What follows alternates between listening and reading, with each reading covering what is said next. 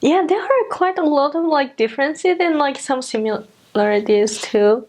Well, speaking of food, like I think it's not like the same, obviously, but it's similar. Like they Cambodian people actually eat a lot of fish, and well, Japanese people eat a lot of fish too. So it was really kind of it was actually easier for me, I think, like to adjust like Cambodian like this kind of like cuisine or Cambodian like eating culture, because like their main like well, they mainly eat rice, and like in Japan it's the same. And I know that some of my companions, like American companions, like were kind of struggling, like having like rice like every day.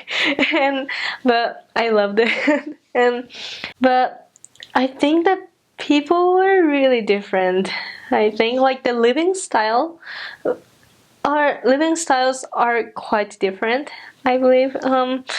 Because I think that Cambodian people are more kind of open to their neighbors, and like they have like their houses like having, well, if they have like kind of quite nice houses, like they have this kind of gates like in front of their houses, and like they usually open it like whenever they are at home, and so that they can welcome actually neighbors and like other people coming in. And like I have like a lot of experiences that's like those like people like we were contacting, that they just like welcomed us and like, oh yeah, you can come in and sit and like have a seat there, like we can chat, and like that's really nice. And but yeah, it will be really hard back in Japan too, like because like people are really like busy, and like they have their kind of individual lives. Like I know that they still have like this kind of community, like and like connection between like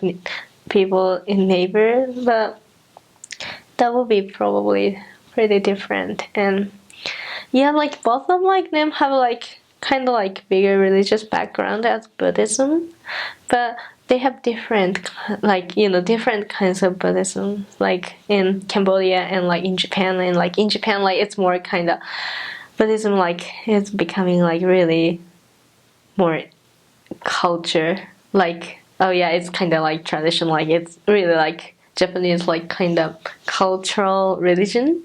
I don't know how to say it, but in Cambodia, like still a lot of people, like over 90% of like actually like population is Buddhist, and they're actually like observing it like really well. Like they, like a lot of people still like go to like their Buddhism temples, and like they celebrate like their kind of Buddhist kind of holidays and celebrations like kind of more strictly than what Japanese people do. So that was the difference too.